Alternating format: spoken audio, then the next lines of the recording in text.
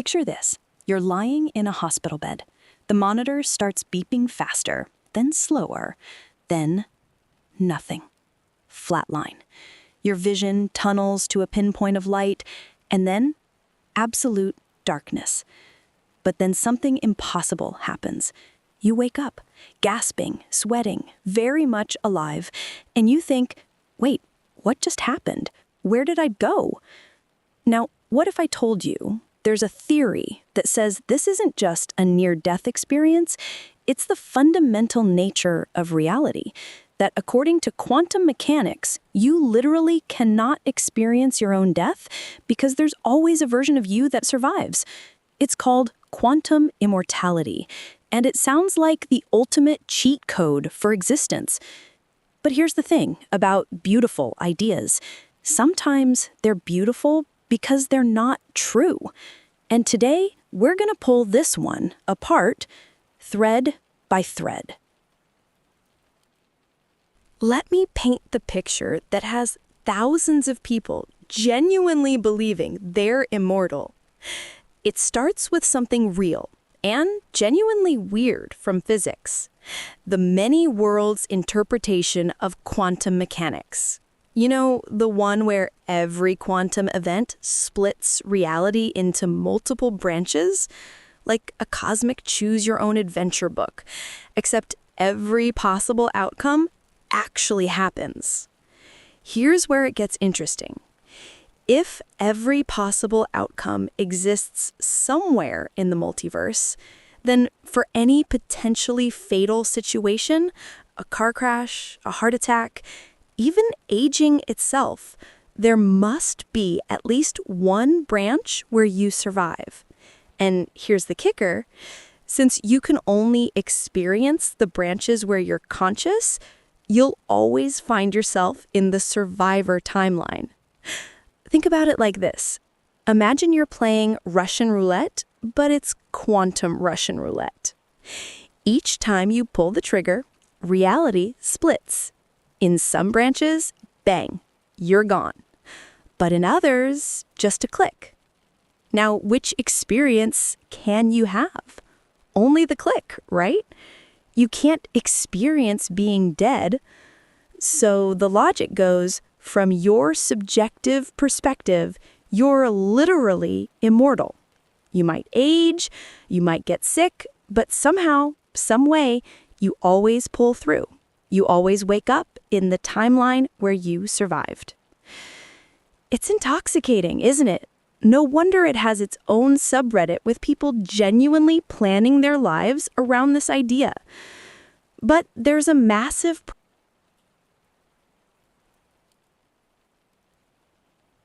Here's where we need to get real about what we actually mean when we say you. Think about your computer for a second. You've got the processor, that's like raw consciousness, the basic ability to process information. Then you've got the hard drive. That's your memories, your personality, your learned behaviors. Everything that makes you, well, you.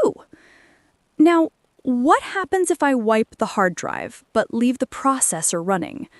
The computer still works, but is it the same computer in any meaningful sense? Of course not. It's just generic hardware now. This isn't just a thought experiment. We see this in real life, and it's heartbreaking. Alzheimer's patients don't just forget things. They lose pieces of who they are. Family members become strangers. Lifelong passions disappear. The body keeps going, the brain keeps processing, but the person fades away. Or take severe amnesia. I know someone who had a motorcycle accident and lost 15 years of memories. They woke up thinking they were still in college, that their parents were still alive, that their ex was still their girlfriend. Same body, same brain. But were they the same person? Their family struggled with this question every day. Here's what this tells us. Identity isn't just about having a conscious brain. It's about continuity, an unbroken chain of memory, experience, and causation that connects who you were yesterday to who you are today. And this is where... All right, let's do a thought experiment that'll make this crystal clear. I call it the asteroid test. And once you see it, you can't unsee the problem. 66 million years ago, a massive asteroid slammed into Earth. Dinosaurs went extinct, mammals got their chance to evolve, eventually humans appeared, civilization developed, your ancestors met, and here you are today. Now, according to quantum immortality, there should be branches of reality where that asteroid missed, where dinosaurs kept evolving, where mammals stayed small and furry, where humans never existed at all. But wait, if there's a branch where you survive every near-death experience, shouldn't you also be able to wake up in that no-asteroid timeline? After all, it's a branch where Earth wasn't devastated, where extinction was avoided. Here's the problem. The causal chain that led to your birth, your exact parents meeting, your exact genetic combination, your particular upbringing, that entire sequence depended on the asteroid hitting. Change that one cosmic event, and everything else changes too. The evolution of species, the movement of continents, human migration patterns, world history, everything. In the no-asteroid timeline, someone might exist who looks exactly like you, talks like you, even has similar memories.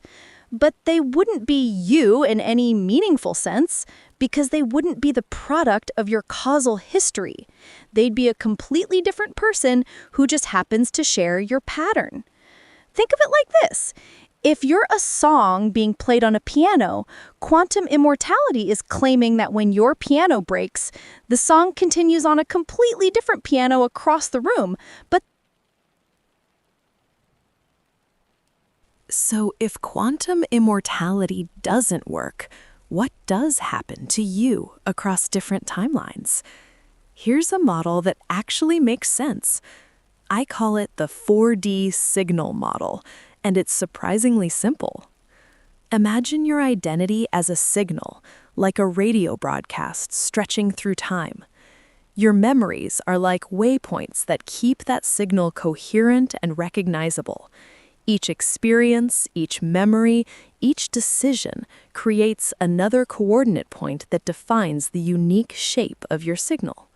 Now, when a timeline splits, copies of that signal might appear in different branches. But, and this is crucial, they're not the same signal. They're new signals that start with the same pattern, but then diverge based on their different experiences. It's like taking a recording of a song and playing it on two different speakers in different rooms. The songs might be identical at first, but the moment the rooms add their own acoustics, their own background noise, their own interruptions, they become different performances entirely. The key insight is this. Continuity isn't about pattern matching. It's about causal continuity. The you reading this right now is connected to the you from yesterday through an unbroken chain of physical processes in your brain. Break that chain, and the signal ends, even if a similar signal starts up somewhere else. This explains why anesthesia feels like a gap, why severe amnesia changes personality, why split brain patients can have conflicting preferences.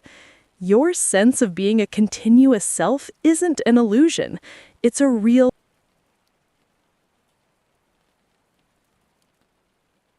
Let's get practical for a moment. If consciousness could really hop between timelines, we should see evidence of it in the real world.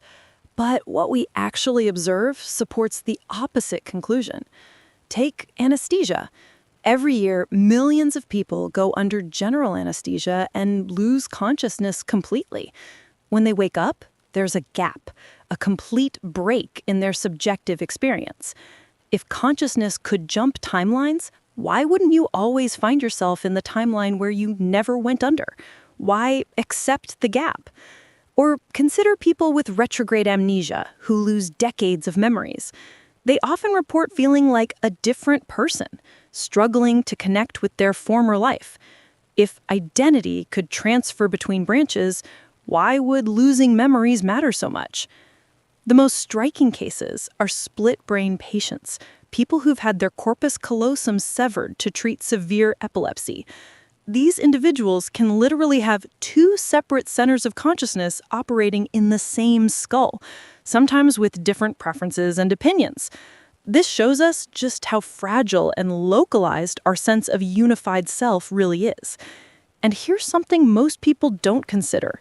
If quantum immortality were true, we'd expect to see more people reporting impossible survivals, more statistical anomalies where people live through events that should have killed them. But medical statistics look exactly like what we'd predict from a single timeline with no consciousness hopping. Now, I know what some of you are thinking, but what if a perfect copy really is you? What if consciousness is just information, and information can exist in multiple places? That's actually a fascinating philosophical position, and I'm not going to dismiss it outright. But here's the thing. If you want to claim that quantum immortality works, that subjective continuity can somehow transfer between radically different causal histories, you need to explain the mechanism. How does your stream of consciousness know which branch to follow?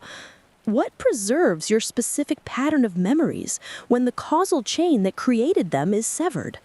Why would your subjective experience continue in a timeline where you are the product of completely different historical events? These aren't trivial questions.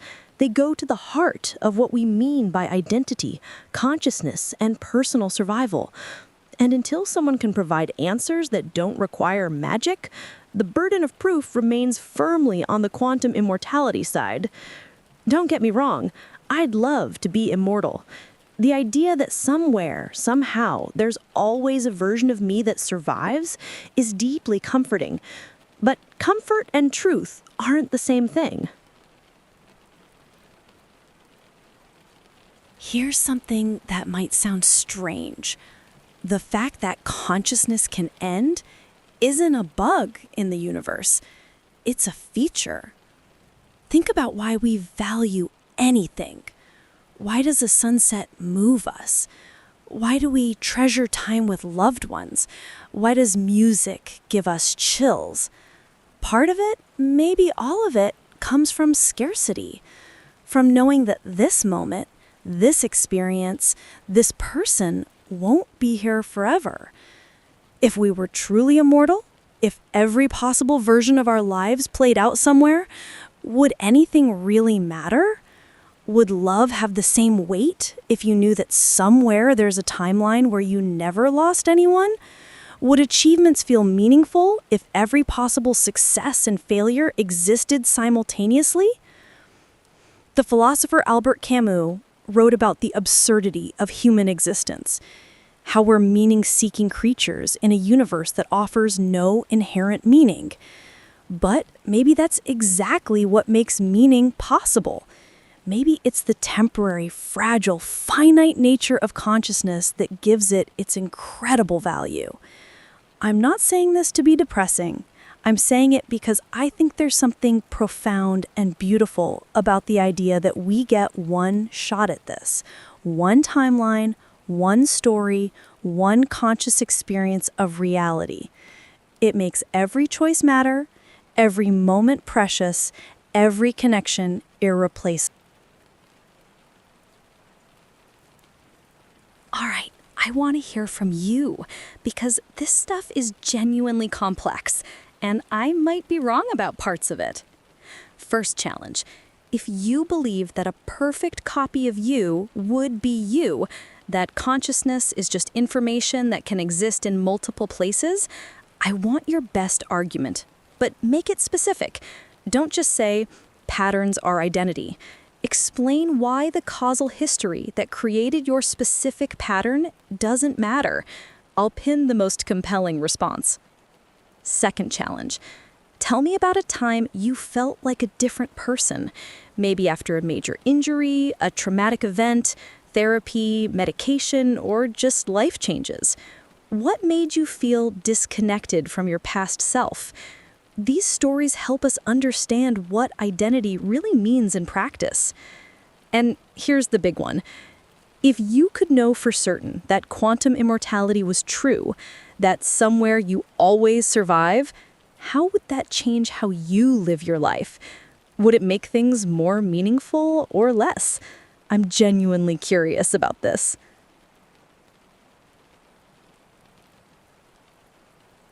Whether or not consciousness can hop between quantum branches, there's one thing we know for certain: the ideas we share, the connections we make, the impact we have on others. Those things do propagate across time and space in measurable ways. Every person you've influenced carries a piece of your pattern forward. Every idea you've shared becomes part of someone else's signal. In that sense, maybe we are immortal, not as conscious observers jumping between timelines, but as ripples in the vast network of human experience. So, until next time, whether you're a temporary signal or an eternal pattern, make sure the echoes you leave behind are worth hearing. If this got you thinking, hit like and subscribe. Next week, we're diving even deeper. If the universe has a memory, does it remember you? We'll explore whether information itself might be immortal, even if consciousness isn't.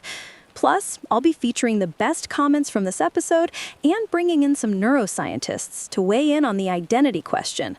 Drop your theories below. Be honest, be rigorous, and remember, whether this is your only timeline or one of infinite branches, it's the only one you'll ever consciously experience. Make it count.